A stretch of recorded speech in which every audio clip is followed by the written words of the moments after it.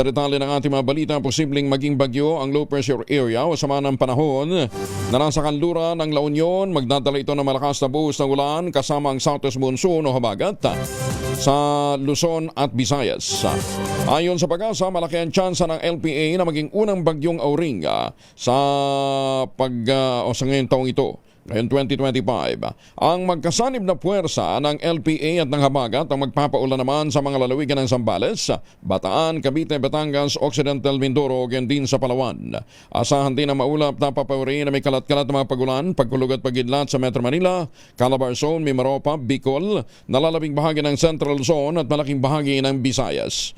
Maliwalas na panahon naman ang iiral sa Mindanao at nalalabing bahagi ng Luzon ngayong Martes, pero may paminsan-minsan pa rin mga pag-ulan. Kasama na natin si Kaobet Badrina mula sa Pag-asa. Kaobet, good morning. Magandang umaga po, Sir Angel. Magandang umaga sa mga tagapakinig natin. Una po, naging bagyo na yung low pressure area na ating minomonitor nitong mga nakarang araw, bagamat nasa labas ito ng Philippine Area of Responsibility. Huling namataan itong bagyo na nasa 535 km kanluran ng iba sa lalawigan naman ng Zambales. Sa ngayon po, base sa pinakahuling mga datos natin, may taglay itong pinakamalakas na hangin na umaabot ng 45 km per hour malapit sa gitna at pagbugso naman nasa 55 km per hour. Ito kumikilos patimog kanluran sa bisa 20 km per hour. Base po sa kasalukuyang pagkilos nito, posibleng pumasok ng Philippine Area of Responsibility. Inaalis yung posibilidad na ito'y pumasok ng Philippine Area of Responsibility. Bagamat medyo malit pa rin yung chance na ito ay magkaroon ng direktang epekto sa anumang bahagi ng ating bansa. Ang southwest monsoon, habagat naman ang inaasahan natin magdadala ng magulan sa malaking bahagi pa rin ng Luzon. Lalong-lalo na sa may kanlurang bahagi po ng Luzon, yung Zambales, Bataan, Occidental Mindoro at Palawan. Asahan naman natin ang maulap na kalangitan na may kalat-kalat na mga pag-ulan pagkilat-pagulog dito sa Kamaynilaan, malaking bahagi ng Kabisayaan, Calabar Zone, Bicol Region at nalalabing bahagi ng Central Luzon at Mimaropa. Mas maaliwan sa panahon naman ang inaasahan natin sa malaking bahagi ng Mindanao at Northern Luzon sa araw na ito, bagamat may mga posibilidad pa rin ng mga localized thunderstorms.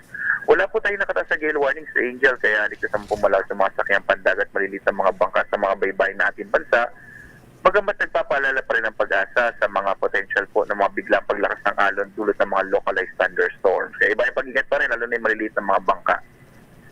At ito po ang lagay na ating panahon para sa araw na ito mula sa Pag-asa, Weather Forecasting Center, Obet Badrina. Magandang umaga po. Kaobet, anong projection nyo? Magtatagal ito sa Pilipinas pag pumasok ng PAR? Sa ngayon po, posibleng hindi naman, sir. Kasi nakita natin sa Angel, pansamantala lang yung kanyang southwestward movement, eventually kikilos pa kanluran. So possible by tomorrow din, palabas na rin ito ng PAR. Kung papasok man po, ano. Oo. Pero yung probability na pumasok mataas pa, so PAR? Actually ngayon medyo mababa, pero again, inaalis yung posibilidad na pumasok po. Pero kung sa chance po, medyo mababa siya. Okay, maulan ang weekend. Nag-uumpisa pala linggo, weekend na kagad eh. Oo. Actually po, in-expect natin kung towards the weekend, lalo na, in-expect natin mga Friday and towards the weekend, mas lalo na kung lumakas itong bagyo na to at kikilos papuntang Vietnam or sa may southern part ng China, possible po na dadali niya yung habagat doon sa area na yun. No? So, posible na mas maliit yung chance ng mga pag-ulan ngayong weekend sa malaking bahagi ng ating bansa kung ganun po yung magiging senaryo natin. Kaobet, maraming salamat. Magandang umaga. Thank you. Salamat, magandang umaga. Si Obet Badrina mula sa Pag-asa. Maganda!